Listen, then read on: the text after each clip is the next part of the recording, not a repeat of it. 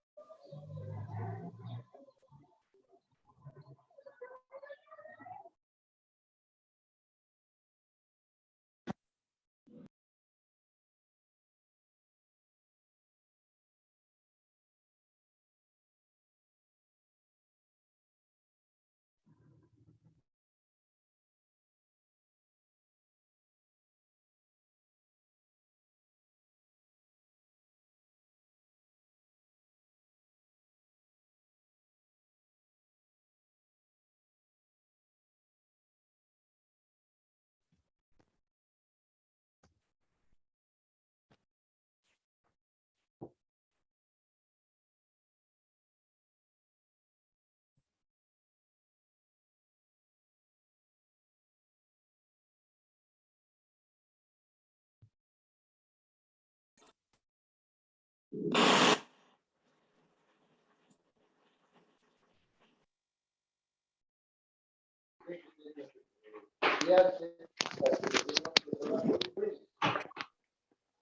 que pasa es que son dos cosas diferentes. Una cosa de derecho.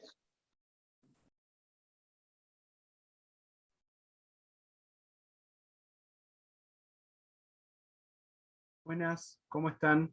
¿Me escuchan bien? Hola, hola. Buenas tardes, perfectamente. Soy Jorge Ferreiro, no sé si me escuchan. Escuchamos, Jorge. Hola. Perfecto.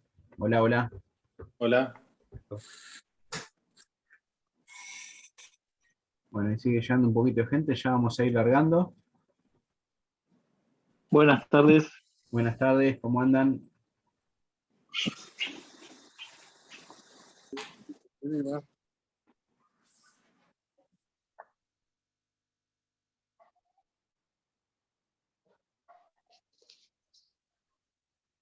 Buenas tardes a todos. Disculpa la demora en las cuestiones técnicas para el inicio de la clase. Pero bueno, vamos, Diego, cuando quieras. Bueno, ya estamos. Reiteramos, a ver, para este segundo encuentro, vamos a tratar de tener los micrófonos en silencio y cualquier cosa, duda, ahí lo prenden, preguntan o mandan el mensaje y yo los voy leyendo.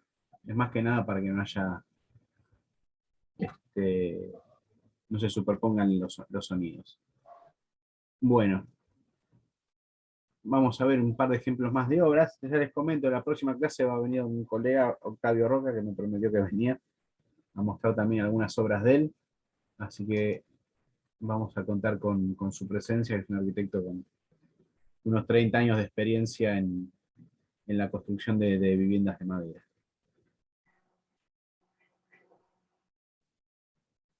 Estamos.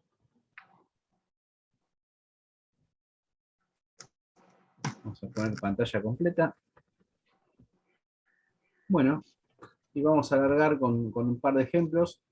Dentro de esta tecnología, que es la que arrancamos a ver la clase anterior, ¿no? Que es la que llamamos el entramado de madera o entramado cerrado.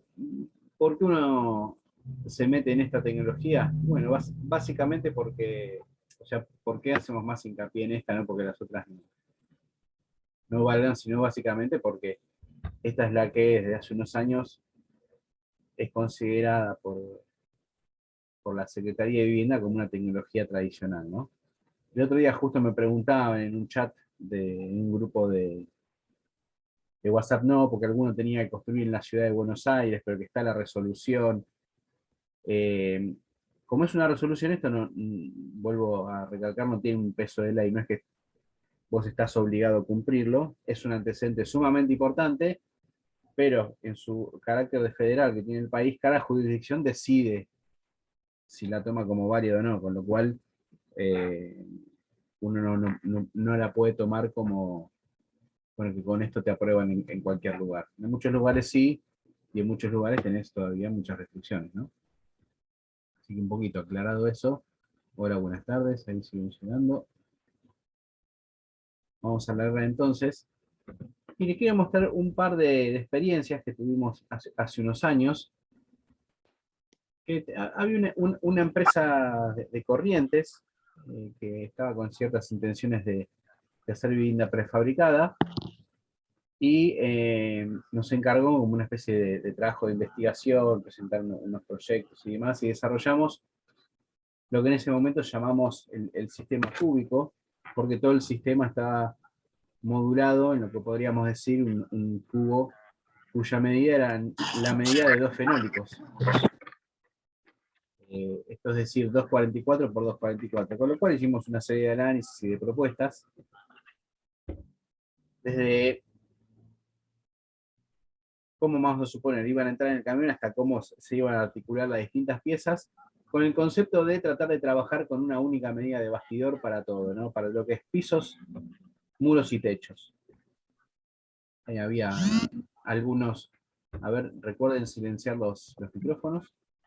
Había algunas alternativas que requerían una pieza de articulación, que tenía sus ventajas, había algunas alternativas que no, bueno. un poco para ponerlos en contexto, y uno podía hacer desde una casa muy mínima, no sé, de 30 metros cuadrados, hasta una construcción de, no sé, de 500 o de 1000 metros, todo este sistema. Obviamente, cuando empezás a trabajar en escalas más grandes, tenés que empezar a incorporar algunos otros elementos estructurales en la medida que requerís de locales de mayor tamaño. Justo en ese momento, nos había llegado al estudio un encargo para hacer una casa en la costa acá de Buenos Aires, cerca de Pinamar, en una urbanización que se llama Costa Esmeralda, en un lote que anda por ahí. Entonces decidimos, si bien el proyecto había surgido con otras medidas, de ponerlos, a ver por favor los micrófonos, que si no se superpone y después se pierde un poco. Gracias. Bueno. A ver los micrófonos, por favor. Entonces decidimos, a ver, vamos a tratar de meter en este mismo sistema la casa que estamos proyectando, ¿no? Con algún ajuste que teníamos, pero logramos hacerlo. Por acá preguntan, en esos ejemplos los tableros de OSB no llegan hasta las esquinas. Sí, sí, todos llegaban hasta la esquina. Y algunos tenían una pieza de articulación y otros no. Cuando empalmás, sí, bastidor con bastidor, la placa de OSB no llega. Así, cuando panelizaste sucede eso, salvo que vos dejes un vuelo, como una oreja, para hacer el empalme. En este caso no era así. Todos los bastidores llegaban a filo todas las placas llegaban a filo de bastidor. Este era el lote, un médano, no estábamos cerca del mar, estábamos unos 3000 metros del mar, pero un médano que se iba hacia abajo, acá en la maqueta que armamos con la altimetría, que nos dio el agrimensor, un poco definíamos esto. Ahí un poco la maqueta, todavía en ese momento seguíamos trabajando un poco maqueta digital, un poco maqueta tradicional. Y acá hay algunos esquemas. Si bien toda la casa es en madera, teníamos estos dos elementos, esta pata que está acá, y esta caja que albergaba el acceso y algunas funciones complementarias, que como se metía medio dentro del médano que venía en bajada, allí decidimos hacerlo en mampostería de bloque de cemento. Y esta es toda de madera, así como en las otras veíamos que habíamos arrancado una platea, en este caso la planta baja arrancamos ya desde un entramado, y tiene una planta en forma de L que se superpone una sobre la otra. Y este panelizado, que cuenta con paneles de la medida original, que son dos fenólicos, y el medio módulo, que es de un fenólico, ¿no? Un tablero, con el cual hacemos pisos, muros y techos. En este caso, obviamente, como el espacio entre muros supera el tamaño del bastidor, requiere de vías sobre las cuales después van a ir colgados o apoyados estos paneles que forman el sistema. Es simplemente hacer un bastidor de madera que en lugar de solamente formar parte de las superficies verticales, también forma parte de las superficies horizontales. Ahí empezaba la obra, en obra húmeda, que esto lo hicimos con un contratista local, y después viajamos nosotros mismos con un grupito. Acá preguntan qué software se utilizó para el modo 3D, en ese caso AutoCAD. Usamos AutoCAD, el clásico AutoCAD. Después nos fuimos nosotros con un grupo de gente desde Buenos Aires, que no habían trabajado en madera, pero un poco comandados por nosotros, que en mi caso, no permanentemente, pero me mudaba 3 días a la semana ya a Pinamar. Logramos armar esta obra, ¿no? Y un poco ahí verificamos que la capacitación de un obrero para este tipo de tecnología se hace en una obra, no requiere más que eso. Bien, acá tenemos entonces la única parte de obra húmeda con sus fundaciones, porque hasta incluso las fundaciones del resto de la planta baja también eran en seco. Ahora las vamos a ver. Con alguna documentación de la parte húmeda. Y esto empezaba así, el montaje de la parte de madera con sus fundaciones, que como vemos son estos pilotes metálicos, son prefabricados, que se usan mucho en lo que es el tendido de electricidad, la distribución eléctrica, sirven tanto para apoyar transformadores como para eh, tensar las torres de distribución de energía eléctrica y sirven también de pilote de tracción. En este caso están usados como pilotes a la compresión. Como vemos, es un tubo metálico que tiene como dos platos, que son los que transmiten las cargas al terreno. Estos pilotes o fundaciones a hélice, como es su verdadero nombre, están cincados en caliente y después tienen una cabeza que sirve para fijar la viga. Ahí vemos la colocación de los primeros. Trae una herramienta, que es una especie de cruceta que uno la va girando y se auto-hinca en el terreno. Hay que agregarle a veces algo de peso. O también puedes pedir que te armen el adaptador para poner en una de estas mini palas, ¿no? En la Bobcat, para hacerlo de manera mecánica. En este caso se hizo todo así como estamos viendo acá, que es a mano. No sé si dice que hay 2 personas en sala de espera, admitir, estamos. Entonces vos lo vas girando y se va hincando hasta la profundidad que vos tenés. Estos serán de 1,20 m. Sobre estos pilotes después iban a ir un conjunto de vigas principales en 3 pulgadas por 6, cada 1,22 m y tenían un apoyo cada 2,40 m. Sobre las cuales pues posteriormente iban a apoyar estos paneles prefabricados que en este caso iban a ser la planta baja. Acá tenemos algunos detalles, acá ya con los apoyos, ahí vemos por ejemplo un detalle acá con la viga principal y el panel que después está relleno, como se ve acá, con un hormigón de perlitas de telgopor.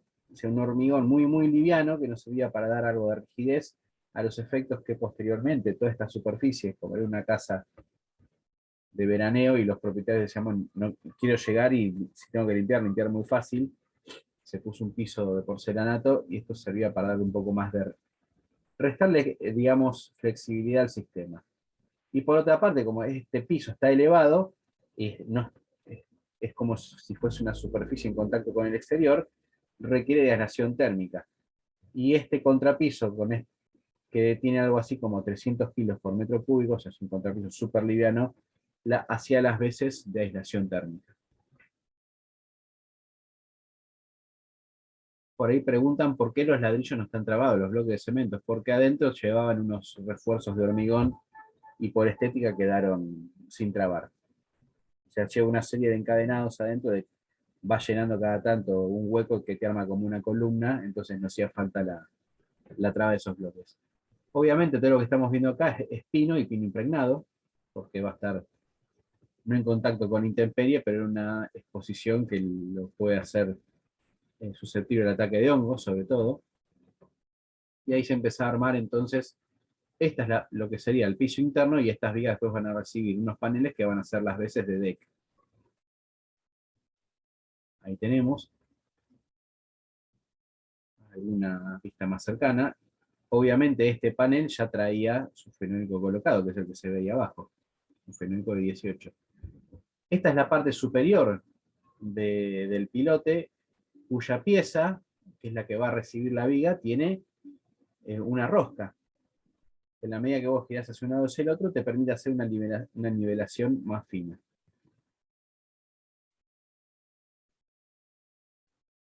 Por acá preguntan con qué sustancia se impregna la madera. En este caso es madera impregnada con CCA, sales de cromo, cobre, arsénico, que esto se hace industrialmente, no lo hace uno. Vos pedís la madera ya así y te llega con distintas presiones, con distintas cargas de impregnante. No puede ser 4, 6 o 10 kilos, que es la máxima carga de impregnación.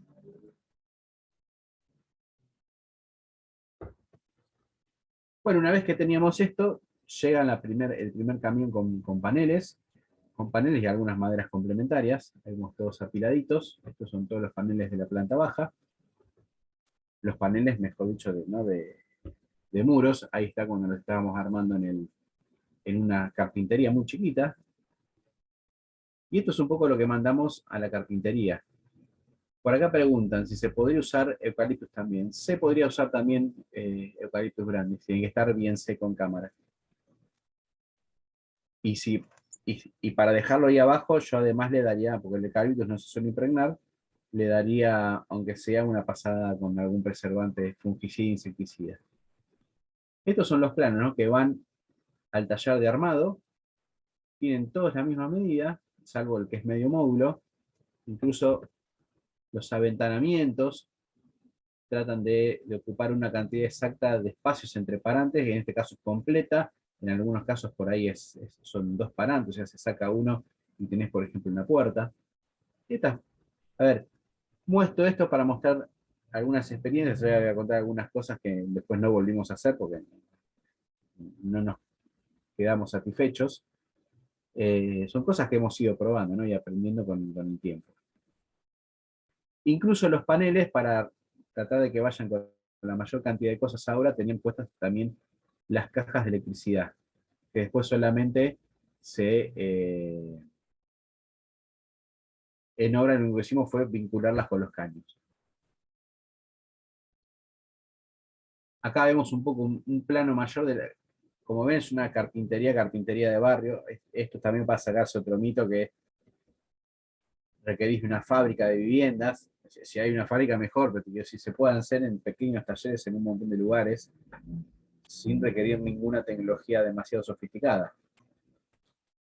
Acá ya colocados sobre las vigas, las de 3x6 impregnadas, los paneles que también son impregnados, en este caso, que después van a ser las veces de la estructura del deck. ¿No? Ahí estamos viendo. A ver si sigue llegando gente, vamos a emitir.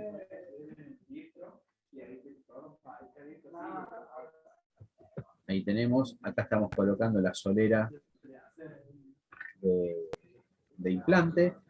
Lo único que resultó mal de rellenar con este contrapiso de perlitas de telgopor, o sea, cemento y telgopor, es que caminando por arriba se desgrana muy fácilmente, con lo cual rápidamente tenés que cubrirlo, o hacer una carpeta, o en este caso lo que hicimos fue cubrirlo. La carpeta era una carpeta seca con una placa cementicia, que en alguna imagen va a empezar a aparecer. Y ahí estamos colocando los primeros muros, ¿no? Que decidimos, y esto es una de las cosas que después intentamos no volver a hacer, decidimos llevarlos con una placa fenólica como revestimiento interior. En este caso usamos un fenólico porque en ese momento, esto es el año 2011, en el mercado había mucho fenólico para encofrado de una madera que era virola, creo que venía de Bolivia, no sé de dónde, venía de Brasil, no me acuerdo, pero que tenía esta terminación, casi un guatambú era, pero al precio de un fenólico para encofrar. Por lo cual decidimos usarlo de revestimiento interior y que a su vez este sea la placa de rigidización, para ahorrarse una capa en el exterior. Bueno, esto no lo volvería a hacer, siempre colocaría la placa rigidizadora por adentro y la terminación interior la pondría una vez que esté techado. Esto fue una cosa que probamos y nos sirvió para decir, esto no hay que volver a hacerlo porque requiere en obra de un cuidado. Digo, hacer la obra gruesa ya con la madera que va a quedar en terminación en las paredes es muy complicado. O sea, todos los días había que cubrirla con un nylon para evitar que se moje con el rocío, etcétera, etcétera, con el agua de lluvia y demás. Acá preguntan por qué la placa en vertical y no horizontal. Bueno, en este caso, como en un sistema de panelizados, decidimos hacerlo con la placa en vertical. Uno puede emplacar de las dos maneras. Lo habitual es hacerlo en horizontal y trabando. Cuando vos panelizás, la traba se hace mucho más difícil. Tenés que empezar a dejar sobresalida la placa. Cuando la transportás, se suelen golpear en los bordes. Es un poco más complicado, así que en este caso, y después, la estética era simplemente la estética de placa vertical. ¿No? Ven como ahí ya tienen las cajas de la instalación eléctrica. Ahí se va completando. Por atrás conectábamos, las cajas ya venían, como decía antes. Esta madera, por ahí preguntaban, esta ya no está impregnada, solo está impregnada la del piso. Ahí estamos colocando ya la segunda solera y ven que todos los días había que tapar y destapar. La placa de rigidización en este caso es este mismo tablero, que está pegado y clavado con clavos sin clavar, ya está pegado con una cola estructural. O sea, era toda una sofisticación para ahorrarse esto tendría que haber sido puesto después en obra, y en esta cara haber colocado el clásico OSB. Pero lo muestro como experiencia que uno va probando cosas. Después acá venía el relleno con la lana de vidrio, y sobre ella directamente, fijado sobre los parantes, en este caso la membrana respirable, que en este caso era una marca Tyvek, que ahora cada vez se ve menos en el mercado local. Y así vamos cerrando, ya empezamos a colocar acá, como se ve, las vigas del techo. Si bien es un sistema de muro portante, donde el frente se transforma en todo vidriado, hay que poner columnas. O sea, ahí no tenés otra chance, es decir, el sistema de trama cerrada se vincula muy fácilmente con un sistema de trama abierta. Y como se ve en la foto, las vigas que son laminadas, en este caso, estaban cortadas, ya conformando la pendiente que iba a tener el techo, la cubierta posterior, ¿no? Ahí vemos, en este caso, estos dos lados de la casa son casi vidriados, con lo cual empiezan a aparecer columnas, ¿no es cierto? Como vemos. Las correas, en este caso son secciones de 2x4, todavía no sabíamos de la existencia de estos tornillos que mostraba la vez pasada, con lo cual solíamos meter herrajes atornillados, con tornillos incluso más habitual. Y luego sobre estas, mejor dicho, las clavaderas solamente iban a recibir la chapa, y como no queríamos ver la estructura, el panel lo colgamos de las vigas estructurales de arriba, que también fue bastante complicado porque no son muy pesados, pero alinearlos y colocarlos en un silo raso cuesta. Estaban fijados con unas chapitas que los tomaban lateralmente a las vigas del techo. Ahí vemos, a medida que íbamos avanzando con la colocación de paneles en techo, íbamos cerrando, ¿no?, con las vigas. Ya traían, como decíamos antes, la colocación de cajas. Nosotros solo vinculábamos con los caños. Algunos detalles más acá en la obra. Ahora vamos a ver el armado del entrepiso, que es bastante interesante. Digo, voy mostrando los detalles. Una cosa que requiere la construcción en madera y que a veces en la construcción en húmedo no hacemos porque los revoques tapan todo, uno pica, vuelve a hacer, hay una serie de cosas que te sacan un poco las papas del fuego. En la construcción en seco tenés casi la obligación de definir muchas más cosas. Entonces, las documentaciones de obra suelen ser bastante más, digo, vos vas a hacer un plano por cada bastidor, el plano de colocación, además del plano de detalle. Son carpetas técnicas un poco más gruesas, digamos, que las habituales de una obra húmeda.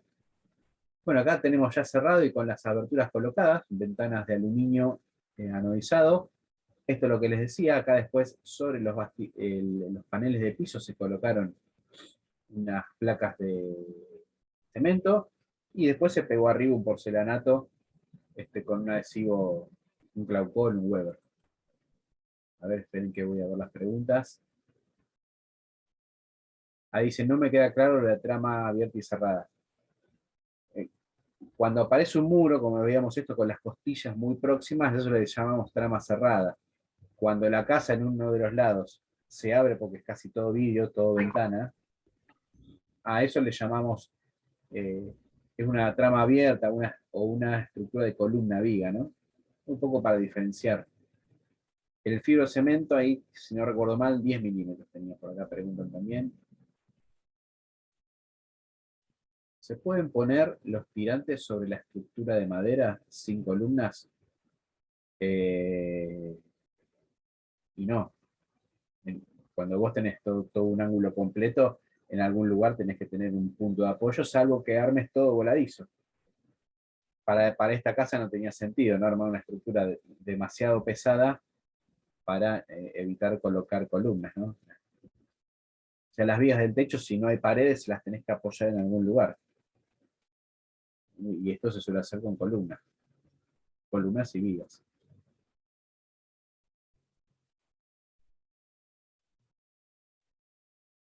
Y en el piso, antes de poner el hormigón liviano, se pone barrera de vapor. En este caso no pusimos, porque pusimos un piso, un porcelanato, que casi te podía decir que lo puedes considerar como una barrera de vapor. Si hubiésemos puesto un piso de madera, tendríamos que haber puesto quizás debajo de la placa de cemento, bueno, ahí no hubiésemos puesto placa de cemento, debajo del piso de madera que hubiese ido clavado en los parantes, en las costillas que habíamos ahí, tendríamos que haber puesto una barrera de vapor.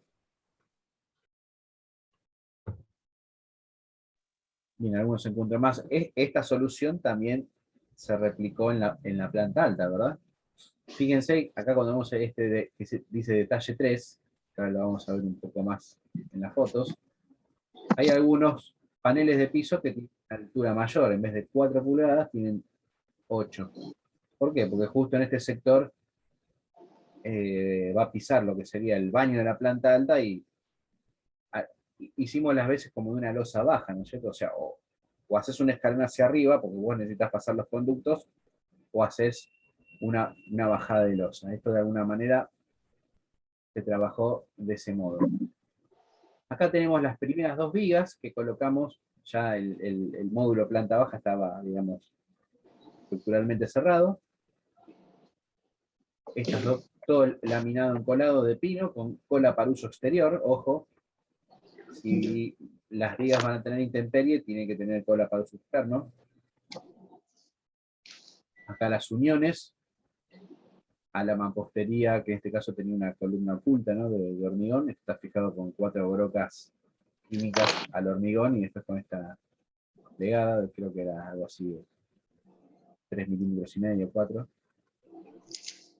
El otro punto de apoyo.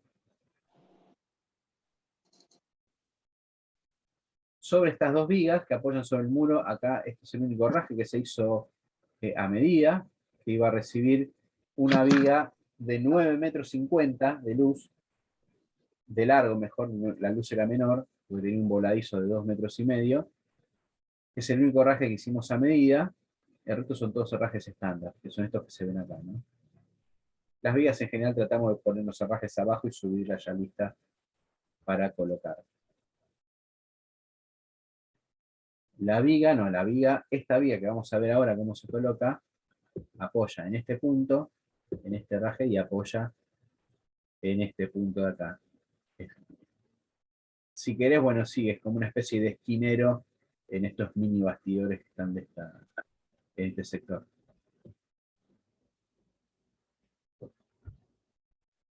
Ahí vemos, fíjense, ¿no? La calidad de la madera laminada. Este es un proveedor misionero. Si bien es con nudos, pero un nudo muy de vez en cuando, ¿no? Son nudos chiquitos y firmes. Así debe ser el laminado. Ahí estamos colocando entonces esa viga de 9,50 metros, que era de 6 por 18 pulgadas, que quiere decir más o menos 14 por 44 centímetros, que no era ninguna proeza estructural, pero una viga de casi 300 kilos, por eso la estamos subiendo con un malacate en cada punta. Entonces fíjense que se apoya ya en ese ángulo, apoya acá, y después vuela 2,50 metros. Casi que los 6 por 18 pulgadas los tuvimos que poner a razón de los 2,50 metros de voladizo, ¿no? Y ahí tenemos estas 2 vigas longitudinales sobre las cuales después, cada 1,22 m a módulo de placa otra vez, colocamos de manera coplanar con herrajes en vez de estar apoyado arriba, para no irnos tanto en altura, que esto queda de manera coplanar. Colocamos estas vigas de 4 por 14 pulgadas. Las vigas longitudinales que se ven en la foto son de 4 por 16, y las vigas que están en el otro sentido tienen, 6 por 18 pulgadas, y estas tienen 4 por 12 pulgadas. Todo madera laminada.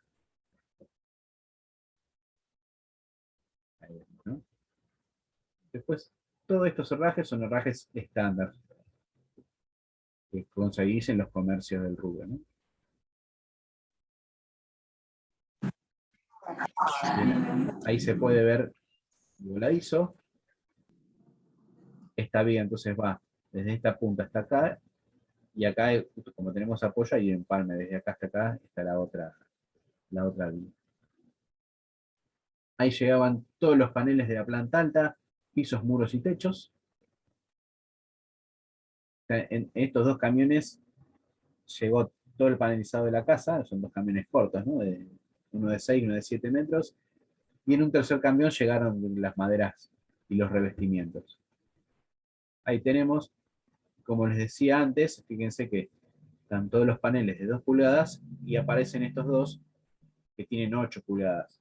O sea, como lo colocábamos dado vuelta y necesitamos pasar los desagües cloacales, en las 4 pulgadas no alcanzaba, así que esos dos exclusivamente tienen 8 pulgadas, pero quedaron disimulados en el envigado. Ahora seguramente vamos a ver alguna imagen.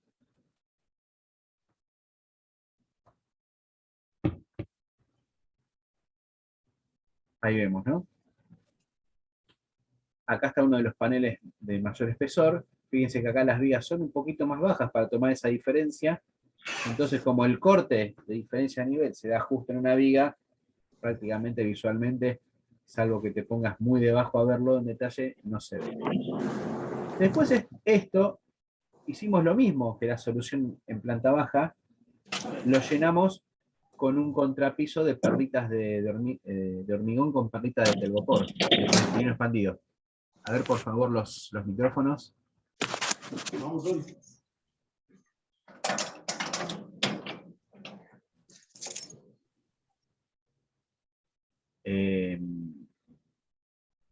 Y esto tenía una ventaja, que nos gustaba mucho cómo quedaba la parte de abajo, porque teníamos las vigas, estas grandes vigas, y después un cielo raso liso, también de madera a la vista, ¿no? Con el fenólico que veíamos antes. Pero de nuevo, la complejidad de cuidar esto, que hasta que vos cerrás la obra no se te moje, y encima como está colocado, dada vuelta, junta agua. Si llueve, se llena de agua. Si cae el rocío, se junta agua. Con lo cual, si lo volviera a hacer, lo daría vuelta al panel, porque esto fue muy complicado. Se terminó haciendo, quedó bien, pero los nervios consumieron nuestra tranquilidad durante esa obra. Acá pregunta, ¿esa estructura la puedes definir por el CIRSOC 601? Sí, sí, claro. Este tipo de estructura la puedes calcular de acuerdo a las indicaciones que da el CIRSOC 601. Acá vemos, bueno, ya todo colocado ese piso. Así es como quedaba debajo. Y de nuevo, el relleno, bueno, con este hormigón de palitos. Acá ya empezamos, fíjense, a poner los muros laterales. Y que teníamos que hacer esta tarea engorrosa de ir tapándolos a medida que los poníamos para que no se manche. Que después al final siempre alguno se termina manchando y tenés que hacer la limpieza correspondiente. Ahí una vez todo lleno del contrapiso, empieza la colocación de los muros.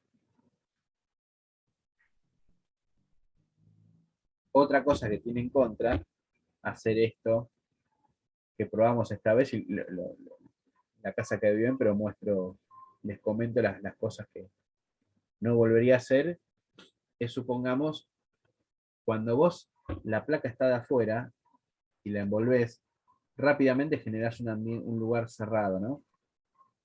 Entonces, todo el resto, todas las cosas que van dentro del muro las colocás desde adentro. Acá todas las cosas que iban dentro del muro había que colocarlas desde afuera. Era una cosa que hacía más complejo, o más engorroso, si querés, un poco más incómodo su armado.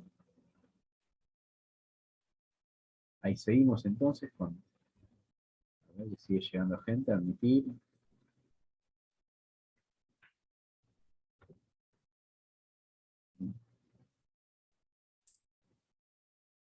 Ahí está la colocación del aislante térmico. Fíjense que ya están puestos los paneles del techo, sobre los paneles del techo, la lana de vidrio y arriba la colocación de la chapa de la cubierta. Que acá en este caso, como estaba, recién estábamos acomodando las chapas y había un poquito de viento, no estábamos cerca del mar, pero a veces soplaba el viento. Mientras atornillábamos para que no se juren las chapas, íbamos colocando algunos útiles ladrillos. ¿Por qué los dinteles se hicieron así? Así como, ahora vamos a volver para atrás. ¿Así decís? No sé si te referís a eso, o acá. En este caso los dinteles, como la estructura está toda modulada, además se supone tenés una viga acá, tenés una viga acá, siempre viga alineada con parante, está todo exactamente modulado, todo coincidía, no hay ninguna carga que transmita desde las soleras hasta los dinteles, con lo cual por eso colocamos de esa forma. Además las cargas, imagínate, en un techo de estas características, el peso propio puede estar, no sé, 30 kilos en metro cuadrado, ¿no? O sea, cada punto de descarga de viga hay 150 kilos, muy poquito. ¿Qué dicen por acá? No deberían ir con un king, no sé qué es un king, Marcos.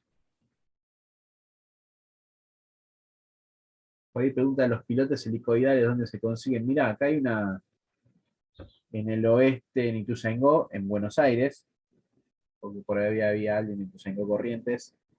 Hay una empresa que los hace, cuyo uso dominante es para la industria del tendido eléctrico, ¿no? Pero bueno, también ellos en ese momento estaban tratando de meterlo en la construcción en seco, entonces teníamos bastante vínculo con ellos. Es una empresa que se llama Equipamientos Gruben, que los puedes buscar por internet, están acá en Buenos Aires. Y se dedican a hacer, bueno, ese tipo de material para la construcción. Bien, ahí ya vamos cerrando la caja. Esto es lo que les decía, ¿no? Esta incomodidad de tener que trabajar. Si vos en placas de afuera, ya estás trabajando dentro. Entonces, ya estás en el piso adentro, poniendo la lana de vidrio. Acá tenés que irlo tapando porque se te puede mojar y demás. Bueno, ¿para qué sirvió? Bueno, para probar el sistema panelizado que anda muy bien y para entender que no hay que hacer este tipo de cosas. Por algo ya se construyen en Baldwin Frame hace 200 años y no hacen estas cosas. Estuve yendo mucho y sé que en Estados Unidos le colocan un king y el alto de listón está determinado. Sí, es cierto, pero como Marcos, y la vez pasada veíamos algo, el tema de Inteles. eh, Acá lo que estamos haciendo, en este caso, estábamos probando otra cosa. Si vos te fijás, ¿no? El tema del alto del dintel y dimensionar en función de las luces, como hacen los norteamericanos, tiene que ver con la posibilidad que en cualquier punto del muro apoye una viga.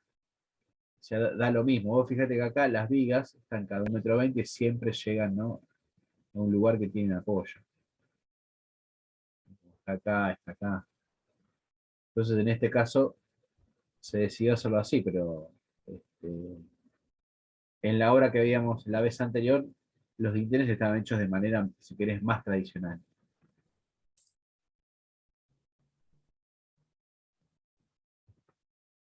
Bueno, ahí de nuevo la colocación del Tyvek, la clavadera, y finalmente se coloca un revestimiento de tablas de fibrocemento, liso, no texturado, con una especie de bajo fondo para hacer como una especie de buña, y con esto se revistió toda la casa, que después creo que la terminaron pintando de algún color.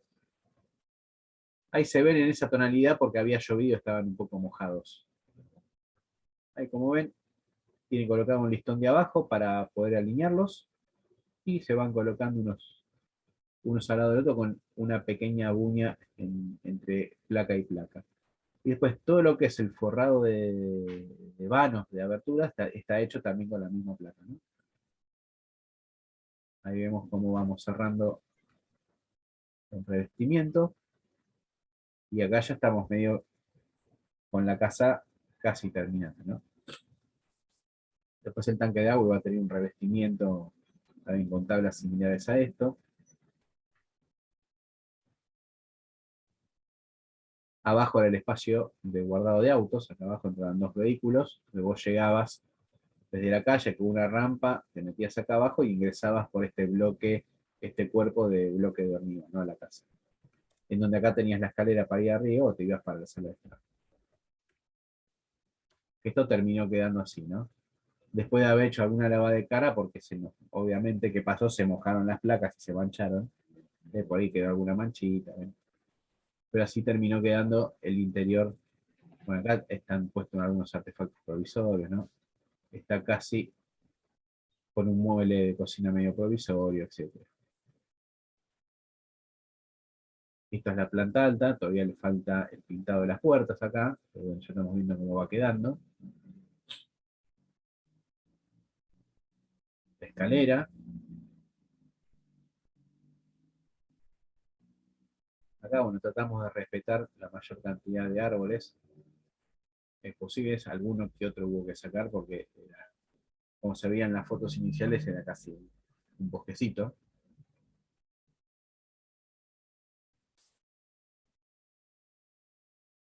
Acá ya el deck terminado y ahí abajo el espacio guardado. La sala de estar, el comedor acá abajo y arriba todo lo que sería el bloque de habitaciones, ¿no? Aprovechando la configuración, bueno, les comento, en este caso tenía que ver justo el, el lote era hacia abajo, entonces vos podías entrar desde la calle o bajabas y entrabas por acá o desde la calle por una abertura que hay en el bloque superior. Vos pasás de la calle y el techo de la casa está casi a nivel. En su momento se había especulado con hacer todo un deck acá arriba, que hubiese sido lo más lógico para que quede terraza, pero bueno, finalmente con un tema de inversión no se hizo, entonces vos desde la calle ves la chapa, que no es lo más, para mí lo más adecuado. Es un poco como fue quedando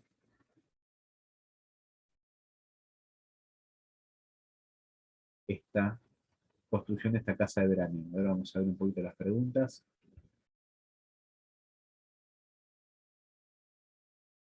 Por acá me preguntan si puedo repetir que era el revestimiento, son placas de fibrocemento, las de Eternit, las que se llaman siding. Pero en este caso, la que es lisa. Viste que hay unas que vienen texturadas, que tienen un veteado similar a la madera, similar a grandes rasgos, y hay otras que vienen lisas. Acá nosotros elegimos el que es liso. Y como no es un revestimiento de madera, es de fibrocemento. Así que el fibrocemento se le dio un setol el vintage, que es de color gris, en su momento. Después nosotros terminamos la obra, la entregamos, creo que después la casa la pintaron de otro color, pero el fibrocemento, digamos, su performance en la intemperie es excelente, ¿no? Pero con muy bajo mantenimiento, no tenés más que pintarlo de vez en cuando. ¿Podés repetir qué placa es al exterior? Bueno, eso que acabo de contar, una tabla de fibrocemento, creo que vienen en 6 y 8 milímetros por 20 centímetros de ancho por 360 de largo. Se piden como siding. Siding en este caso que es un producto de Eternit. Ya viene cortada así, viene liso y viene texturado. Y la placa está fijada, esa tabla de fibrocemento atornillada. En alguna de las fotos, si vuelvo para atrás, cuando estábamos ahí colocando, después con la pintura se tapó. Acá recién colocados, ahí se ve, ¿no? El plateado de los tornillos. Después cuando se le dio una manito de pintura, nunca más se volvió a ver el tornillo.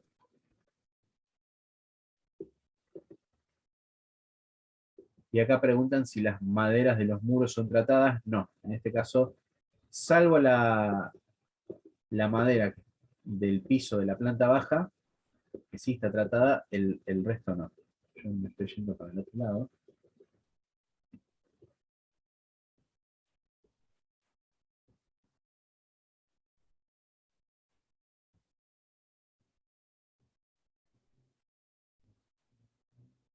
La junta está un poquito abierta y lo que hicimos atrás, que es otra cosa que no volvería a hacer, de esta manera al menos, tiene como, poníamos un corte de placa para hacer como un bajo fondo. Entonces vos no ves el tieback. Como creo que habría que haberlo hecho, si bien es un poco más costoso, pero requiere mucha menos mano de obra. Primero haber forrado todo el envolvente en una placa de cemento, que podría ser de 6 milímetros, no hace falta más, y después sobre esa colocar la tabla a junta abierta, entonces ya te hace el bajo fondo. Nosotros poníamos la tabla y una tablita chiquita atrás, tabla y tablita chiquita atrás, que la hacíamos cortando nosotros, ¿no? Tenés mucha menos carga de material, pero la mano de obra termina siendo que te salga lo mismo, así que no tenía mucho sentido haberlo hecho así, pero bueno, otra de las cosas que fuimos aprendiendo en esa obra.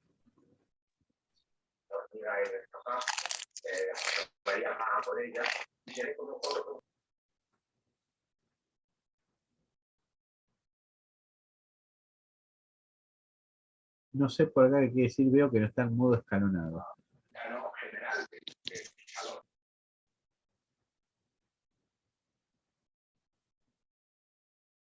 Por acá pregunta Mariana, que es de San Juan, si se puede replicar en zona sísmica 4. La zona sísmica 4 es la más, ¿no? Es la más dura, digamos. Y yo creo que hay una resolución del IMPRES, que por ahí la conoces, que para el sistema de entramado en la zona más, decimos más fuerte, que debe ser la tuya, de San Juan, te permite en este sistema hasta 6 metros de altura, sin necesidad de tramitar el CAS. Te da una serie de especificaciones que vos tenés que cumplir y de normativa, pero sí está hasta 6 metros de altura, está permitido. El otro día repartimos un link, si yo no recuerdo mal, ahí están las dos resoluciones, entre ellas las del IMPRES, en donde habla de este tema. Creo que en la zona de San Juan hasta 6 metros de altura, que podemos decir que son 2 pisos, planta baja y un piso, se puede construir con el sistema de entramado. Y después preguntan, ¿las maderas de la estructura de los 2x4 pueden ser de secado natural? Sí, a ver, Horacio, pueden ser de secado natural, pero lo ideal es que sean secos en cámara, porque tenés mucho menos riesgo de que después se te deformen, ¿no?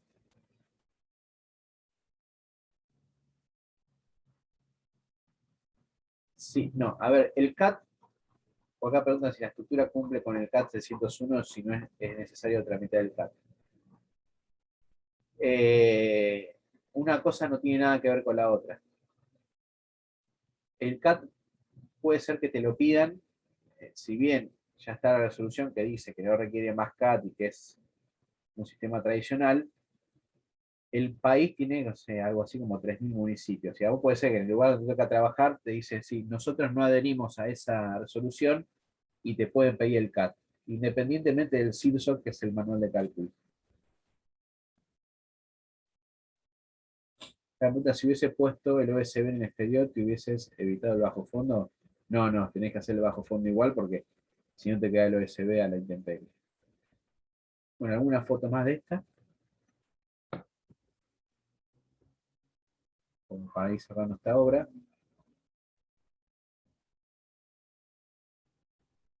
Que laburé muchísimo para esa clase.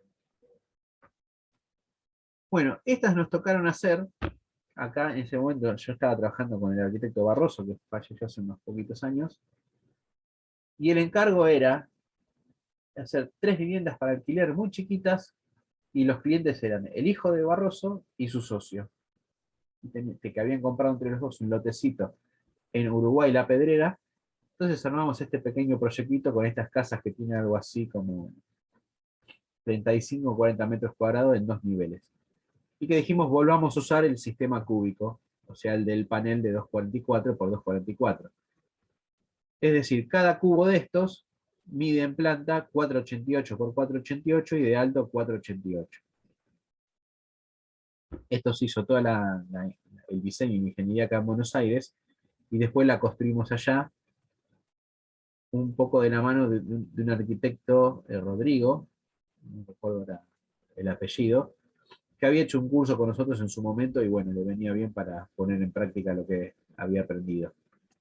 Más, bueno, alguna gente local que también estuvo trabajando ahí. Bueno, algunas imágenes, como queríamos la casa. Está toda panelizada en ese módulo. Esta está toda hecha sobre pilotes tradicionales de hormigón en una trama de 244 por 244, terreno bastante resistente. Esto está, creo que a unos 600 metros del mar, en La Pedrera, en Uruguay. Fíjense, los pilotines, la parte que asoma, obviamente se hizo un encofrado, con un tubo de cartón que habíamos conseguido ahí no sé cómo, entonces cuando vos lo cortás el tubo de cartón te deja la impronta de cómo está hecho.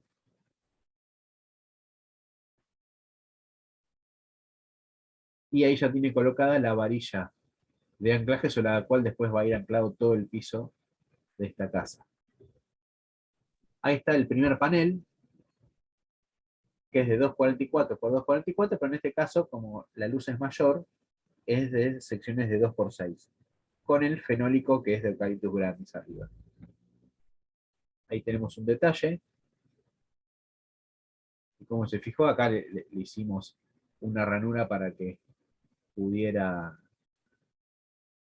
como estaba todo en eje, la varilla y esto, entonces había que hacer un pequeño ranurado y después se agarra con una tuerca desde arriba. Con una tuerca, con una arandela que mandamos a hacer, que era como una chapa que agarraba justo el ángulo de los 4 bastidores. Ya hemos dejado de hacer muchas de estas cosas, que es un invento en cada obra, y nos hemos vuelto un poco más tradicionalistas porque nos dimos cuenta que el sistema de entramado ya hay poco que inventar, ¿no? A ver qué preguntan. ¿Qué diámetro? Las varillas son de media pulgada, esas que se veían en la foto. Unos 12 milímetros y un poquito. Bueno, acá ya están haciendo algún tema de instalaciones que van a quedar por debajo de la casa. Y ahí todos los paneles, que en este caso creo que había alguno que era de 1,22 m, pero en su mayoría eran todos paneles de 2,44 m.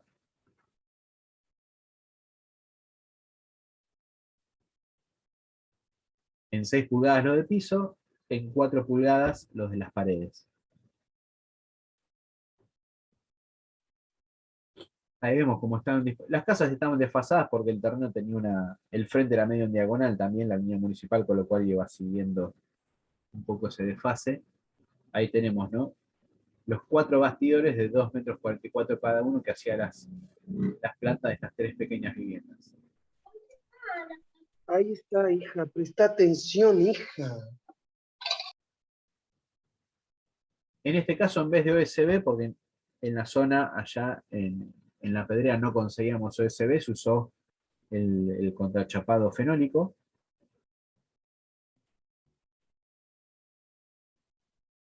A ver, perdón, que acá leo alguna. La base del pilotín, sí, la base en donde toca madera con hormigón tiene una pintura asfáltica.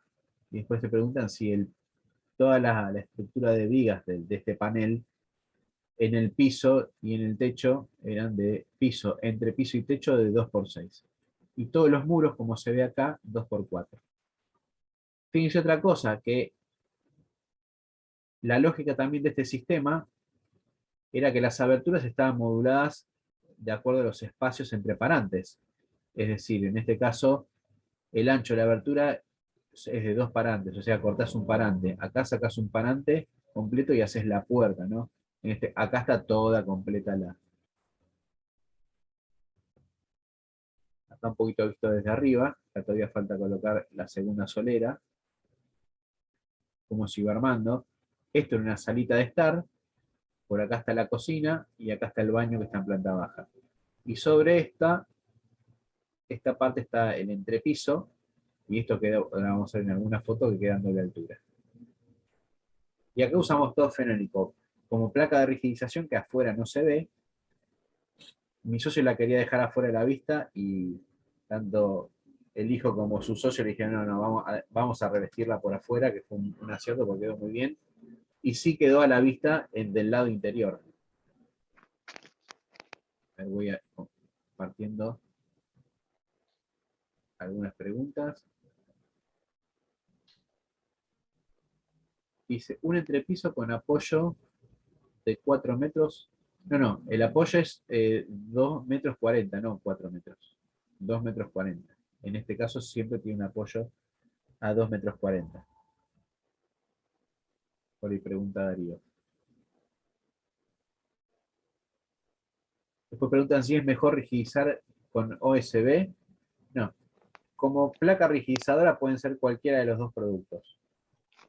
El que te convenga más.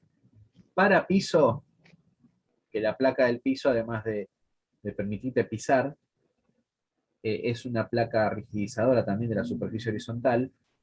Para la placa del piso, yo prefiero usar contrachapado fenólico. Siempre digo lo mismo en todas las charlas. El piso durante la obra es el piso de la obra.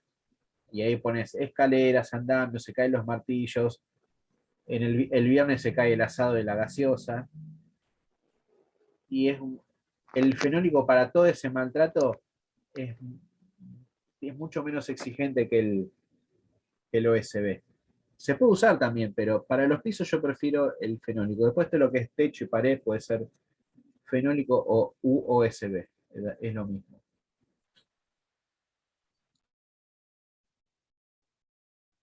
Acá preguntan si se considera suficiente la rigidización con fenólico o OSB u OSB, o hay que hacer en las esquinas algo oblicuo como en el steel frame. No, acá se emplaca nada más. Yo creo que el steel frame requiere la diagonal, porque el sistema es mucho más endeble hasta que vos colocas la placa que el sistema de madera. Entonces la diagonal yo creo que es provisoria hasta que le metes la chapa, la placa, después queda ahí perdida. El fenólico de piso tiene 18 y el fenólico de pared en este caso tiene 10 milímetros. O 12. Ahora, normalmente se usa 10 milímetros o 9 en el OSB, 9,5 es. En este caso no me acuerdo si habíamos conseguido de 10 o de 12, pero normalmente se usa en fenólico se usa 10 milímetros. El fenólico en este caso no quedó al exterior, o sea, quedó tapado. Así que no requería de, pregunta ahí Pablo, no requería de una protección. Por acá pregunta si esta obra la mostraron en Concordia cuando fue Jorge en algún momento. Sí, es muy posible que sí, que la hayamos mostrado en aquel entonces. Para el recubrimiento del baño, ahora vamos a ver en este caso particular, que también es de madera. Normalmente usamos placa de yeso. Sobre la placa de yeso colocamos el porcelanato o la cerámica o lo que sea, y en lo que es el sector de bañero de ducha, en vez de placa de yeso, hacemos una placa de cemento ahí. Por si se llegara a filtrar un poquito de agua, la placa de cemento es bastante más resistente que la placa por más que ponga la línea verde, ¿no?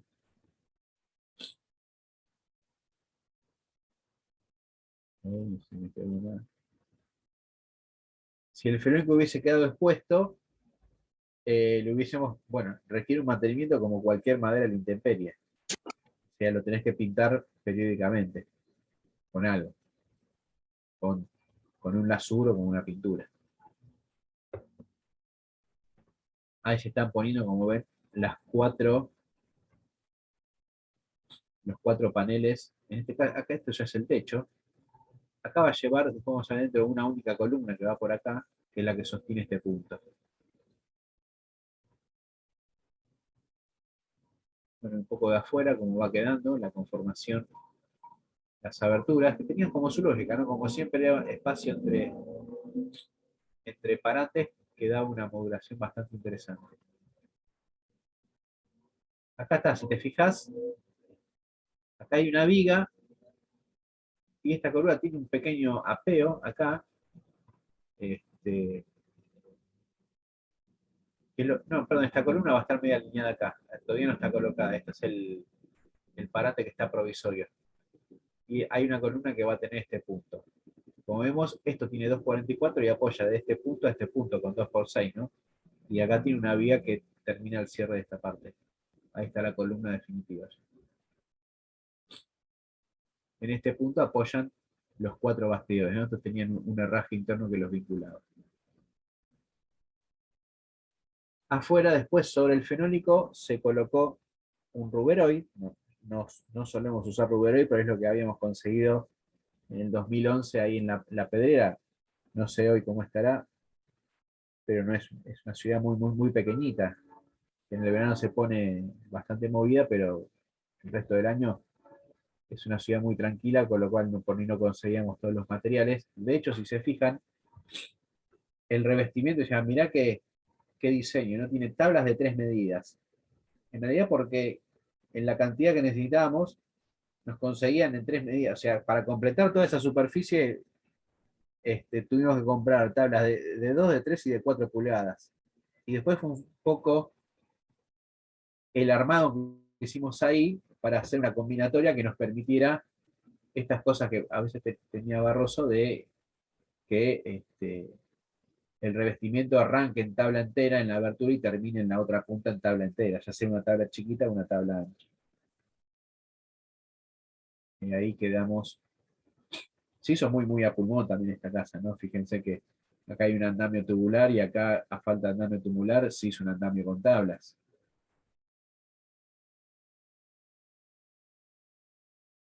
Acá el exterior, como terminó quedando, esto, ¿no? Del arranque de tabla entera, finalización en tabla entera, en todas las ventanas.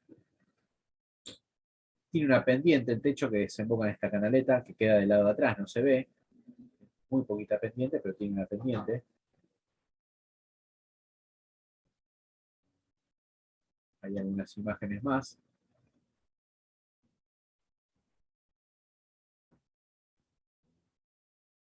A ver qué cuando preguntan. Si el revestimiento quedó muy bien y se pintó con un cetol o algo parecido que había en la zona, la primera vez y después quedó gris. Ahora vamos a ver unas fotos que también gris, dejando que las cosas se envejezcan, también quedan muy bien. Y las tablas son de Eucaliptus grandis en este caso.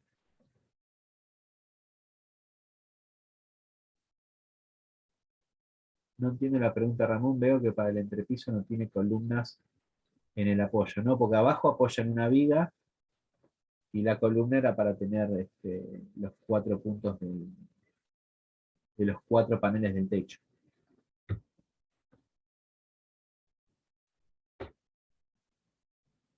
Algunas imágenes. Después acá se terminó haciendo un tiempo después una pequeña pergolita para que complete acá la entrada. Pero las casas se empezaron a usar así y se alquilan, ¿no? Y hoy están ahí eh, son de alquiler, ¿no?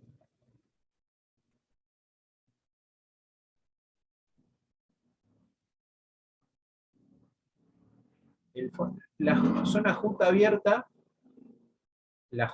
tiene 5 o 6 milímetros y de fondo se ve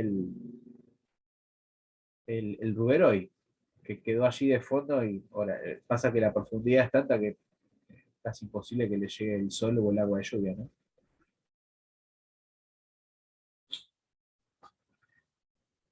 Bueno, realmente se hizo a bajísimo costo. Fíjense que adentro también es fenólico. Esto creo que tiene un laqueado y nada más, y bien selladas las juntas en el sector de la ducha. Sobre el fenólico del piso se colocó un entablonado y nada más. Las casas, reitero, se hicieron a muy bajo costo. Este es el entrepiso, acá está la columna. Los 2 bastidores del entrepiso, este era el único que era distinto, ahora voy haciendo memoria, ¿no? Era un poquito más largo para tener un poquito más de superficie de pisada. En la planta baja, después el piso se tiñó.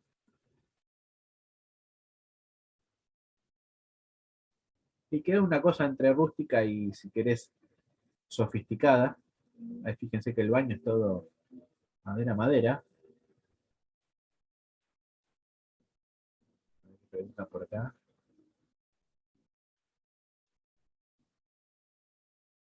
¿Cómo se evita que se filtre el agua de lluvia que escurre por la fachada en unión entre el muro y el suelo? No, pasa que el bastidor llega a filo del panel del piso, y vos cuando colocás el hidrófugo, esa tapa todo. O sea, están en el mismo plano. Y además el agua corre por el revestimiento que corre por afuera. Pero si llegara a pasar algo de agua, corre por el revestimiento y cae a la arena. Porque la pared está alineada con el filo del piso. Entonces después vos, todos los solapes quedan por afuera. Ahora volvemos para atrás y vemos alguna imagen de eso. Y así están hoy, ¿no? En este color grisado. Esto yo creo que ya era al año de uso. Ahí volvemos para atrás para ver lo que preguntaban. ¿Ves? Por ejemplo, acá está el piso, acá está el panel. El sistema hacía que para que todo cerrara, la placa no pisa en el piso. La placa queda sujeta al bastidor. Entonces, cuando vos colocás el hidrófugo llega hasta acá abajo, hasta la línea inferior, hasta el plano inferior del piso, ahí. Y después arriba se colocan los listones y las tablas. Por lo cual, si llegara a pasar algo de agua, va a correr por el hidrófugo y cae acá al suelo. Porque el hidrófugo tapa todas las juntas de uniones entre muros y techos, ¿no? Entre pisos y techos.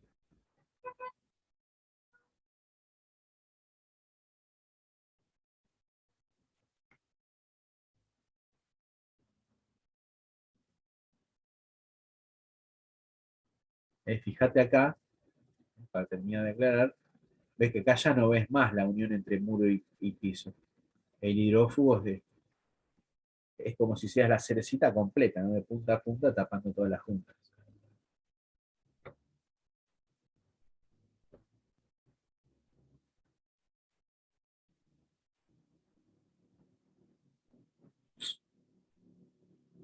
Bien, y ahora para cerrar, les voy a mostrar que después se la voy a dejar a Ana para que, creo que están subiendo el material a un drive. Después ustedes van leyendo el resto del material que les...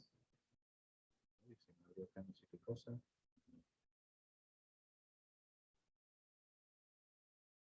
Les vamos a subir también una planilla que había desarrollado el arquitecto Barroso, que seguimos usando.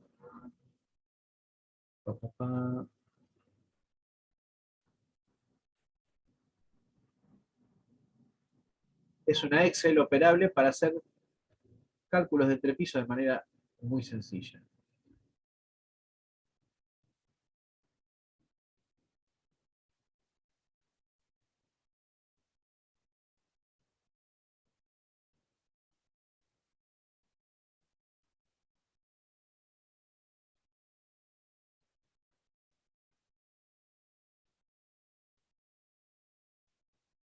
Vuelvo a compartir. Bueno, acá estamos viendo. Esta después se las subimos al Drive y es de uso libre. Fíjense que tiene 4 solapitas acá abajo. En la primera está, digamos, te explica qué es cada cosa. Ustedes van a ver que en la planilla van a estar estas 4 celdas en amarillo, que son las únicas que vamos a llenar, con 4 datos para calcular una viga, de un entrepiso o de un techo.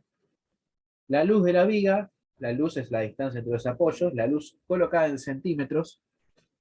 Después tenemos el espacio entre vigas, o sea, cada cuánto están las vigas colocadas. Luego el peso propio, que es lo que pesa el entrepiso o el techo. Y después la sobrecarga de uso, que son lo que dicen las normativas. Supongamos para una vivienda lo más usual es 200 kilos. Bueno, y acá vamos a ver que hay otras. La relación, esto que relación Z es la relación que hay entre los lados de la viga. Te va a dar la altura y el ancho en pulgadas. Te va a dar los pi cuadrados totales que consume esa viga, la sección en centímetros, el momento flector, el momento resistente, la tensión, la flecha real y la flecha admisible, etcétera. Bueno. Y sigamos pues a la planilla de cálculo general, van a ver que hay varias planillitas. dentro de la misma, están separadas por especies. Poner los micrófonos.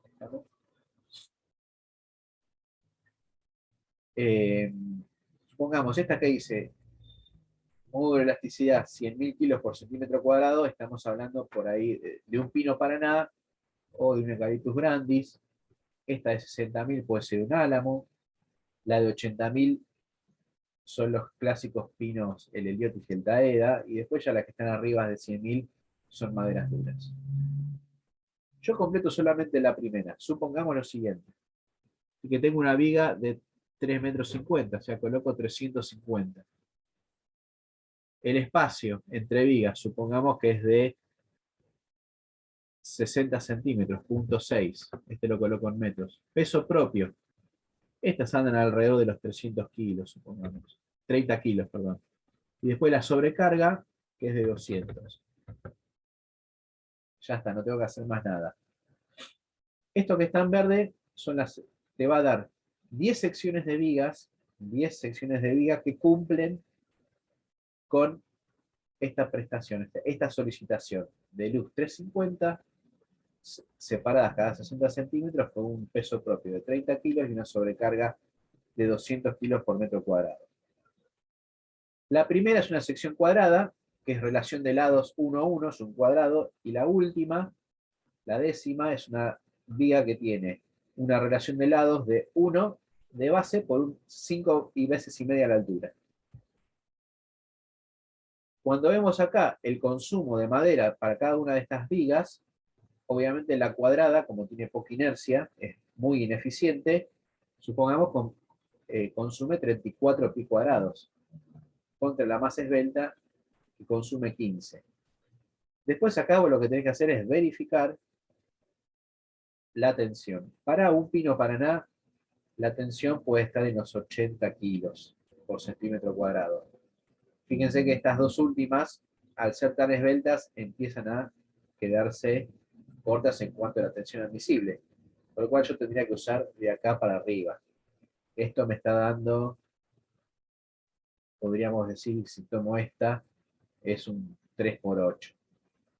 En pino paraná, si me voy a un Heliotis, y que anda en los 60 kilos, tendría que estar por acá, voy a tener que colocar un 3×8, perdón, un 3×9, algo así, aproximadamente. Siempre redondeo hacia arriba. Y todo esto, además, para una flecha de L en 300, es decir, la luz dividido 300. Yo podría querer calcular para tener un entrepiso mucho más rígido, es decir, que la flecha que yo voy a admitir como deformación sea menor, más chiquita. Acá estoy admitiendo 1,2 centímetros de flecha. Si yo creo que se deforme menos, tengo que agregar más madera. Entonces me voy a la última solapa. Supongamos, si yo trabajé con una madera de 80.000 kilos, que es esta, de acá, entonces para L en 300, yo supongamos que quiero hacer una L en 400, para hacer mucho más rígida la estructura y que no acuse ningún tipo de deformación. Cuanto más es el número por el cual divido, más chiquita es la flecha. O sea, tiene menos deformación. ¿Qué quiere decir? Yo voy a tener que multiplicar las secciones que me dio la otra solapita por 1,135. Es decir, la base y la altura de esa viga la voy a aumentar un 13,5%. Lo cual es lógico, ¿no? Vos querés una menor deformación, a igual solicitación e igual material, tenés que agregar mayor cantidad de ese material para poder cumplir con una menor deformación. Bueno, no es más que esto esta planilla. Se las vamos a subir y véanla, y si quieren en el próximo encuentro hacemos algún intercambio de preguntas y respuestas. Y a ver, aprovechamos este momento a ver si para hacer alguna. Acá dice, ¿cuál es el cálculo en 4 metros de luz? Bueno, vuelvo a compartir la planilla. es la misma planilla. Acá en vez de, me voy a planilla general, en vez de 350 que puse acá, pongo 400, porque están centímetros. Y vamos a suponer que en un pino Liotis me está dando, voy a usar esta, es casi un 3×10, ¿no? 3 pulgadas por 10. Cada 60 centímetros. Si yo las achico, o sea, reduzco la separación, vamos a suponer que están cada 40.4. Obviamente, como cada viga va a tomar menor carga, hay más vigas. En vez de 3×10 pasaste a un 3×9. Que podría ser también. O a un 2×10. Perdón, acá me estoy fijando en la otra caja. Sí, podría ser un 2×10 o un 3×8. En vez de 3×10, un 3×8. Esa es otra manera, ¿no? Los entrepisos tienen dos cosas: cumplir con, cuando la estructura queda a la vista, cumplir con la solicitación de carga, y además, como quedan a la vista, me tiene que gustar. Entonces yo puedo elegir separarlos más y tener vigas más grandes, juntarlos más y tener vigas un poquito más chicas, hacer 2 planos de vigas. Bueno, esta planilla muy rápidamente te permite un feedback para poder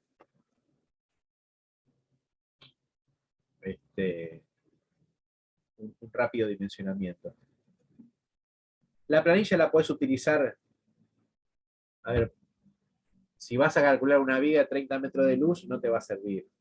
Pero si vas a calcular las vigas que son, supongamos, para una vivienda, que pueden tener luces de 4, 5, 6 metros, con esta planilla la puedes usar para ambas maderas.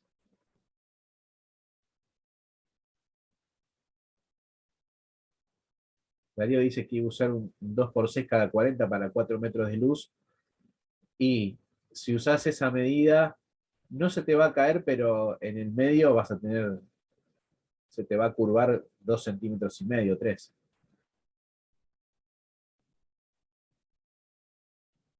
¿Tensión a qué se refiere? La tensión es un poco el parámetro dentro del cual vos te movés.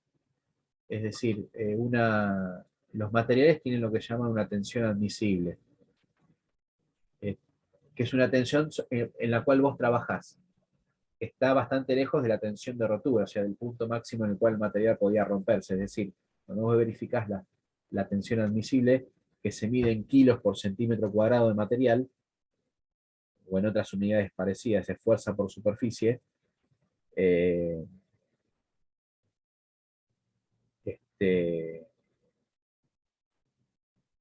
para cada tipo de madera hay una tensión admisible. En el caso de los pinos, el promedio, si vos te fijas en el SIRSOC, te dice, andan aproximadamente en un rango de, no sé, de los 60.000 a los 80.000 kilos. Una cosa así. Perdón, 60, 80 kilos. Porque no tenemos que ver, las maderas son heterogéneas, no son exactamente iguales todas. Por ahí Danilo levantó la mano, quiere preguntar algo.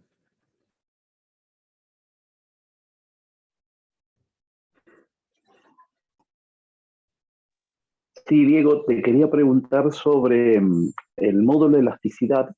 Te corresponde distintas tensiones dependiendo de las distintas secciones. ¿Cuáles son los límites que no hay que sobrepasar según las planillas? No, el módulo de elasticidad no va por las distintas... El módulo de elasticidad depende de cada especie de madera, y están en rangos. Es decir, el módulo de elasticidad, que en el caso del pino Paraná, que es una madera nativa pero de plantación también, está en un promedio, esto está tabulado en el SIRSOC 601, ¿no? Está en un promedio de 100.000 kilos por centímetro cuadrado. Los pinos como el Heliodis y el Taea están, te digo promedios, en promedio de 80.000 kilos por centímetro cuadrado.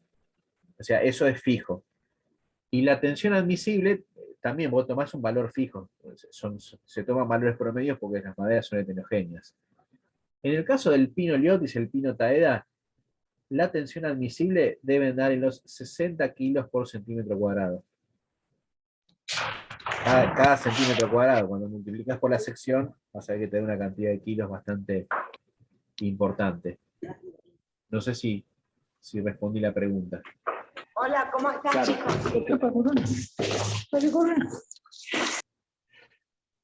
Sí, lo que te estaba diciendo, Diego, era que, por ejemplo, vos recién cuando empezaste el uso de la planilla, Sí. en una de las secciones dijiste, no, esta se pasa del margen de tensión, Claro, que era de 80 y algo. Entonces dijiste, claro. porque estoy viendo la planilla con otro módulo de elasticidad. Por eso te preguntaba si Por en cada ejemplo. módulo de elasticidad había una tensión diferente. Claro, porque cada módulo de elasticidad depende de la especie de la madera.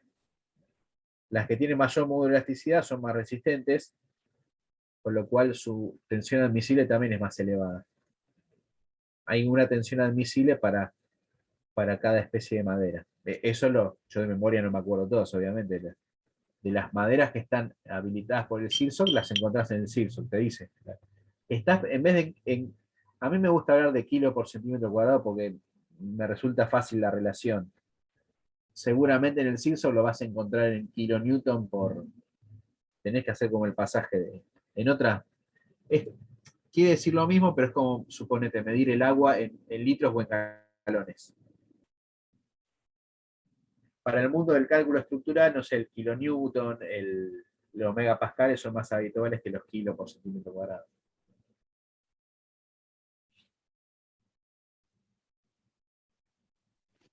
Perfecto. Muchísimas gracias, Diego.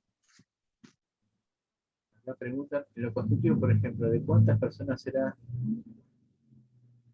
En las casitas esas mirá, se hicieron muy a pulmón, era ponerle grupos de entre 4 y 5 personas. Se hicieron esas casas. Y tardamos más de lo que deberíamos haber tardado, porque también era. Muchas de estas casas las hemos hecho con obreros, que era su primera experiencia en hacer casa de madera. O sea, estándole muy arriba a las obras.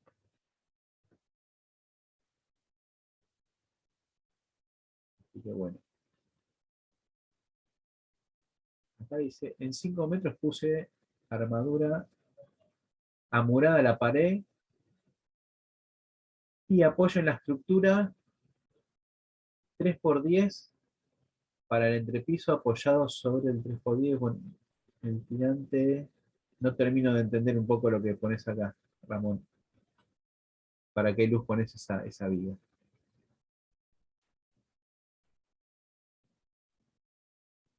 Esa obra se habrá hecho estas casitas en 6 meses. Se hicieron muy a pulmón. ¿Qué quiere decir esto? A veces la obra quedaba parada porque los chicos que hacían inversión iban juntando la plata y haciéndola, ¿no?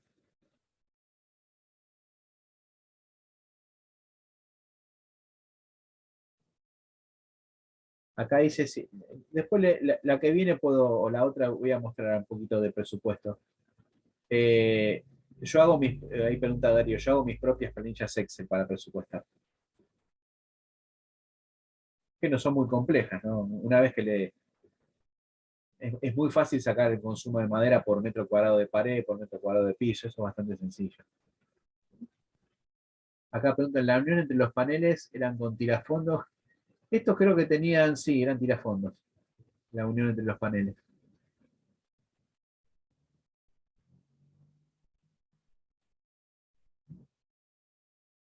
Dice Diego, ¿qué pasa con la vibración al caminar en un entrepiso en relación al cálculo de las piezas? No, para el cálculo de la vibración ya tiene que ver con otra cosa, no se tiene en cuenta. La vibración quizá la tenés que tener en cuenta para la resolución técnica, es decir, primero cuánta gente va a transitar, qué aislación acústica querés. Hay materiales que venden, suponete, para poner entre viga y viga o entre la placa y la viga para evitar que esas vibraciones no transmitan ruidos molestos a la planta baja. A ellas meterse más en un diseño de detalle constructivo que tiene que ver por ahí más con lo acústico. Todas esas cosas, si buscan los manuales, algunos yo les compartí el otro día, si no el manual Arauco Chile, el manual Arauco Argentina, hay detalles constructivos para cada solución de ese tipo.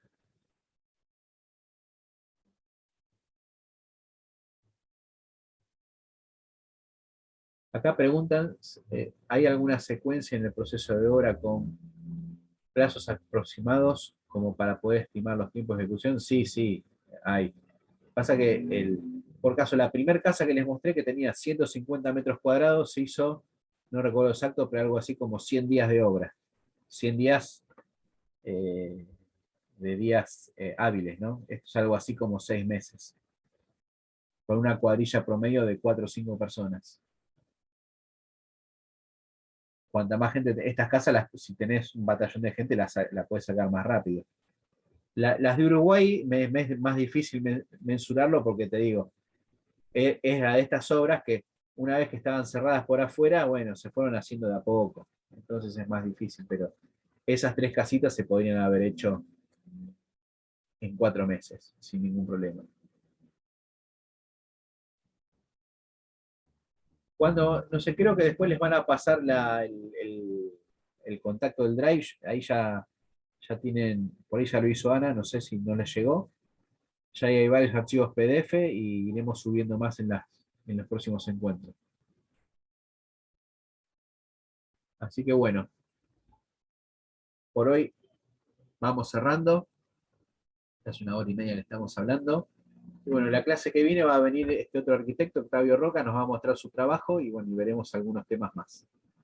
Así que, no sé, Ana, si estás por ahí, si no, yo voy haciendo la despedida de hoy y nos volvemos a encontrar el próximo miércoles a las 18 y seguimos con estos encuentros. Gracias. Gracias, Diego. Muchísimas gracias. Nos Excelente vemos todo. la próxima. Muchas gracias a ustedes. Muchas gracias, saludos. Nos vemos, saludos. Muchas gracias. Chao. Muchas gracias. Hasta Hasta luego. luego. Hasta luego.